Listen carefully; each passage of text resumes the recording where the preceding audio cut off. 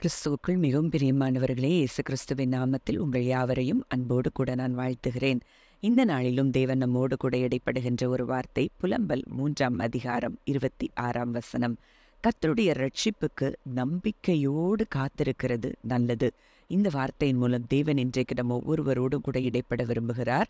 நம்முடைய விசுவாசத்தை இன்றைக்கு அவர் பலப்படுத்த விரும்புகிறார். அப்போ இந்த வார்த்தை சொல்லுகிற காரியத்தை நம்ம பார்க்கிறோம் அப்படின்னா, அவருடைய ரட்சிப்பு அது ஒருவேளை ஆத்தும ரட்சிப்பாக இருக்கலாம், வியாதியிலிருந்து ரட்சிப்பாக இருக்கலாம், கடன்லேருந்து ரட்சிப்பாக இருக்கலாம், ஒருவேளை போராட்டமான சூழ்நிலைகள்லேருந்து ஒரு ரட்சிப்புக்காக நீங்கள் ஜெபித்து கொண்டு இருக்கலாம், காத்து கொண்டு இருக்கலாம். ஆனால் அப்படி ஒரு ரட்சிப்புக்கு உங்களுக்கு வேணும்னா அதுக்கு நீங்கள் என்ன செய்யணுமா? நம்பிக்கையோடு கூட காத்திருக்கணுமா. அப்போது அந்த நம்பிக்கைனா என்ன அப்படின்னு நம்ம பார்க்கும்போது, அதாவது அதில் அவருடைய கேரக்டர் மேலே ஒரு பூரணமான நம்பிக்கை, தேவனுடைய குணாதிசயங்களை குறித்து நம்ம அறிந்து கொண்டு அதன் மேலே நம்ம நம்பிக்கை வைக்கிறோம். இப்போ உதாரணத்துக்கு அதே அதிகாரம் 25ஆம் அதுக்கு முந்தின வசனத்தில் பார்க்குறோம், தமக்கு காத்திருக்கிறவர்களுக்கும் தம்மை தேடுகிற ஆத்துமாவுக்கும் கர்த்தர் நல்லவர். அப்போ இன்றைக்கு அவருக்காகவே காத்திருந்த அவரையே தேடுகிற பிள்ளைகளுக்கு அவர் எப்படித்தான் இருப்பார்? நல்லவராகத்தான் இருப்பார். ஒரு நாள் அவர் என்ன செய்ய மாட்டார்? தீமை செய்ய மாட்டார். அப்போ இதுதான் நம்பிக்கையில வரக்கூடிய முதல் அஷூரன்ஸா நமக்கு இருக்க வேண்டும். அவருடைய கேரக்டர், அவருடைய ப்ராமிசஸ், அவருடைய பிளான்ஸ்ல நமக்கு ஒரு ஃபுல் கான்ஃபிடென்ஸ் நமக்கு என்ன செய்யணும்? இருக்கணும். அவருடைய ஞானத்திலும் அவருடைய அன்பிலும் அவருடைய உண்மைத்தனத்திலையும் நம்ம நம்பிக்கை வைக்கணுமே தவிர, அங்கே சூழ்நிலைகளை நம்மளால என்ன முடியும், இதை சரி பண்ண நம்மளால என்ன செய்யலாம்னு சொல்லி நம்முடைய எபிலிட்டிஸ் மேல நம்பிக்கை வைக்காதபடி அவருடைய நேச்சர் மேல, அவருடைய விஸ்டம், அவருடைய அன்பு, இதுல எல்லாத்துலயும் அவருடைய கேரக்டர்ல நம்ம கான்ஃபிடென்ட்டா இருக்கும்போது நமக்கு என்ன உண்டு? நிச்சயமாய் ரட்சிப்பு உண்டு. அடுத்ததா அவருடைய வாக்குத்தத்தங்களின் மேல நமக்கு பூரணமான நம்பிக்கை. இப்போ அவர் வார்த்தை என்ன சொல்றாரோ அதுதான் உண்மை, அதுதான் சத்தியம். இதை அடிக்கடியா நம்ம தொடர்ந்து பார்த்து கொண்டிருக்கிறோம். யோவான் 17:17 சொல்லப்பட்டிருக்கிற வார்த்தை, உமது வசனமே சத்தியம். உங்க சூழ்நிலை சத்தியம் இல்லை, உங்களுக்கு நீங்க யோசிக்கிற காரியங்கள் சத்தியம் இல்லை, உங்களுக்கு வந்திருக்கிற ரிப்போர்ட் சத்தியம் கிடையாது. அவர் வார்த்தை மாத்திரமே சத்தியம். அப்போ அங்க வார்த்தை சொல்லுது, எபிரேயர் 13:5 நான் உன்னை விட்டு விலகுவதும் இல்லை, உன்னை கைவிடுவதும் இல்லை என்று சொல்லி இருக்கிறாரு. அப்போ அவர் நம்மளை விட்டு விலக மாட்டார். எந்த சூழ்நிலையா இருந்தானே நான் உன்னை விட்டு விலக மாட்டேன், உன்னை கைவிட மாட்டேன்னு அவர் சொல்லிட்டாருன்னா அவர் விலக மாட்டார். நிச்சயமாய் எனக்கு சொன்னதை நான் நம்பிக்கையோடு காத்திருக்கிற காரியத்திற்கு அவர் ஒரு ரட்சிப்பை தருவார். ஏன்னா எபிரேயர் 13:8 பார்க்கிறோம், அவர் நேற்றும் இன்றும் என்றும் மாறாதவராயிருக்கிறார். அவருடைய வார்த்தையை அவர் மாற்றவே மாட்டார். அவர் பொய் சொல்ல முடியாது அப்படிங்கிறத நம்ம அறிந்திருக்கிறோம். அடுத்ததா அந்த கண்ட்ரோலை முழுமையுமாய் அவரிடத்துல கொடுக்கிறது. அதுதான் நீதிமொழிகள் 3:5 நம்ம பார்க்கிறோம், உன் சுய புத்தியின் மேல் சாயாமல் உன் முழு இருதயத்தோடும் கர்த்தரில் நம்பிக்கையாயிருந்து. அப்போ ஃபுல் ஹார்ட்டடா, ஹோல் ஹார்ட்டடா அவர் மேல நம்பிக்கையா இருக்கிறது அப்படின்னா என்னன்னா, டோட்டல் சரண்டர். நம்ம அவர்கிட்ட நம்ம சூழ்நிலைகளை ஒப்பு கொடுக்கறது. இனி என்னால முடியாது, இந்த சூழ்நிலையை நான் உங்கள்கிட்ட கொடுக்குறேன், நீங்க நிச்சயமா எனக்கு அதை ஜெயமாய் தருவீங்க, எனக்கு நீங்க அதுல ஒரு பெரிய ரட்சிப்பை நீங்க தருவீங்கன்னு அந்த முழு இருதயத்தோட அந்த காரியத்தை அவரிடத்துல ஒப்பு கொடுக்கறதற்கு பேர் தான் நம்பிக்கை அப்படிங்கிறத பார்க்கிறோம். அடுத்ததா பொறுமையோடு காத்திருக்குதல். அப்போ அங்க பொறுமையோடு காத்திருக்குதல் அப்படின்னா என்னன்னா, கவலை இல்லாமல் சந்தேகப்படாமல் காத்திருக்குதல்.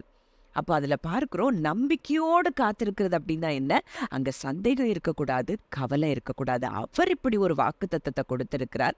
அவருடைய நேச்சர் இதுதான். அவர் வார்த்தைக்கு உண்மையுள்ளவர். அவர் தனது சகல பிரஸ்தாபத்தை பார்க்கலும் தனது வார்த்தையை மகிமைப்படுத்தி இருக்கிறார் அப்படின்னு நீங்கள் நம்பும்போது அங்கே ரட்சிப்பு நிச்சயம். மேலும் அப்படி ஒரு நம்பிக்கை நமக்கு இருந்ததுன்னா அங்கே என்ன நமக்கு கொடுக்கப்படுகிறது அப்படின்னு பார்க்கும்போது, ஏசாயா 26:3 பார்க்கிறோம், உம்மை உறுதியாய் பற்றி கொண்ட மனதை உடையவன் உம்மையே நம்பி இருக்கிறபடியினால் நீர் அவனை பூரண சமாதானத்துடன் காத்துக்கொள்ளும். அப்படிப்பட்ட ஹார்ட் எப்படி இருக்கும்னா, ஒரு அன்வேவரிங், எந்த எந்த கவலையும் இருக்காது, எந்த பயமும் இருக்காது. தேவன் அப்படிப்பட்ட இருதயத்தை என்ன செய்வாரா? சமாதானத்தோடு காத்துக்கொள்வாரா. அதான் பிலிப்பியர் 4:6-7 கூட பார்க்கிறோம். எதை குறித்து கவலைப்படாம எல்லாத்தையும் அவர்கிட்ட ஜெபத்துல தெரியப்படுத்தும் போது எல்லா புத்திக்கும் மேலான தேவ சமாதானம் என்ன செய்யுமா? நம்ம இருதயங்களையும் சிந்தைகளையும் காத்துக்கொள்ளுமா. ஒரு பெரிய தேவ சமாதானம் நம்ம இருதயத்தை நிரப்போம். எப்போ? முழுமையுமாய் அவரிடத்துல நம்பிக்கை வைத்து அவரிடத்துல காரியங்களை கொடுக்கும்போது. அப்போ 3வது, அவர் மேல நம்ம நம்பிக்கை வைத்திருக்கிறப்போ அவர் நம்முடைய பாதைகளை செவ்வை பண்ணுகிறாரா. இப்ப பார்த்த வசனம் தான் நீதிமொழிகள் 3ல அந்த 6ஆம் வசனத்துல பார்க்கிறோம். உன் வழிகளில் உன் சுய புத்தியின் மேல் சாயாமல், அப்படி முழு இருதயத்தோட நம்பிக்கையா இருக்கும்போது அங்க என்ன செய்யறாரா? அவர் நம்மளுடைய பாதைகளை செவ்வைப்படுத்துகிறாரா. அப்போ நமக்கு கிடைக்கக்கூடிய பெனிஃபிட்ஸ் என்னெல்லாம் நம்ம பார்க்கிறோம். நம்பிக்கையோடு காத்திருக்கும் போது அங்க முதல்ல சமாதானம் உண்டாகுது. அங்க ஒரு பலன் நமக்கு கிடைக்குது. அங்க 3வது அங்க வந்து என்ன கிடைக்குது அப்படின்னு பார்த்தோம் அப்படின்னா, வழிகளை அவர் செவ்வைப்படுத்துகிறார். அப்போ அந்த இடத்துல ஒரு பெரிய ஸ்ட்ரென்த் அண்ட் என்டியூரன்ஸ் கிடைக்குது. அதாவது ஏசாயா 40:31 பார்க்கிறோம். கர்த்தருக்கு காத்திருக்கிறவர்களோ புது பலன் அடைந்து. அப்போ ஒரு புது பலன் அவர் நமக்கு தருகிறார். அடுத்ததா பயத்துல இருந்தும் அந்த வொரீஸ்ல இருந்தும் நமக்கு என்ன செய்யுது? விடுதலை கிடைக்குது. அப்போ அதுக்காக சங்கீதம் 56:3-4 நம்ம பார்க்கிறோம். நான் பயப்படுகிற நாளில் உம்மை நம்புவேன். எனக்கு பயம் வரலாம், ஆனா அப்ப கூட நான் உண்மைதான் நம்புவேன். ஏன்னா நான் தேவனை நம்பி இருக்கிறேன். நான் பயப்படேன். மாம்சமானவன் எனக்கு என்ன செய்வான்? ஒருத்தரும் எனக்கு என்ன செய்ய முடியாது, எதிராய் ஒரு தீங்கும் செய்ய முடியாது அப்படின்னு சொல்லி நான் பயப்பட மாட்டேன் அப்படின்னு சொல்லி தாவீது சொல்றத பார்க்கிறோம். ஏன்னா என்னுடைய நம்பிக்கை அவர் மேல இருக்குது. அவரை அல்லாமல் என்னை யாரும் ஒன்று செய்ய முடியாது அப்படிங்கிற நம்பிக்கை தாவீதுக்கு இருக்குது. அப்போ அதனால அங்க என்ன போயிருது அப்படின்னா பயம் போகுது. அடுத்ததா சந்தோஷம் உண்டாகுது. சங்கீதம் 28:7 அங்க பார்க்கிறோம். ஆங்கிலத்துல இப்படியாய் சொல்லப்பட்டிருக்கிறது. You are my strength and my shield from every danger. When I fully trust in you, help is on the way. When I jump for joy and burst forth with ecstatic passionate praise, I will sing songs of what you mean to me. அப்போ இங்க சொல்லப்பட்டிருக்கிற காரியம், நான் உங்களை நம்பி இருக்கிறபடியினால எனக்கு நிச்சயம் உதவி வருது. அதனால நான் என்ன செய்வேன்? சந்தோஷமா ஆடி பாடி துதிப்பேன். இதைத்தான் அங்க பவுலும் சீலாவும் செஞ்சதை பார்க்கிறோம். நாங்க அவர் மேல நம்பிக்கையா இருக்கிறோம். இந்த ஜெயிலோ இந்த சங்கிலிகளோ எங்களை என்ன செய்ய முடியாது? அடைத்து வைக்க முடியாது. தேவனை பிரசங்கிக்கிறதுல எங்களை அடைத்து வைக்க முடியாதுன்னு அங்க துதித்து பாடுறாங்க. அங்க ஒரு பெரிய ரட்சிப்பு வருது. அப்போ இதுதான் நம்பிக்கை. அவர் மேல பூரணமான நம்பிக்கை வைக்கிறதுனால நமக்கு கிடைக்கக்கூடிய பலன்களாய் பார்க்கிறோம். இன்றைக்கு இப்படிப்பட்ட நம்பிக்கையை தேவன் நம்ம ஒவ்வொருவருக்கும் தந்து அவருடைய ரட்சிப்பை நம்ம சுதந்திரித்துக் கொள்ள உதவி செய்வாராக. ஜெபிக்கலாம். நல்ல தகப்பனே, நன்றியோடு உம்மை துதிக்கிறோம், ஸ்தோத்தரிக்கிறோம். அப்பா, இந்த நாளிலும் எங்களோடு கூட இடைப்பட்டு உம்முடைய வார்த்தையின்படி உம்முடைய ரட்சிப்புக்கு நாங்கள் நம்பிக்கையோடு காத்திருக்கிறோம்.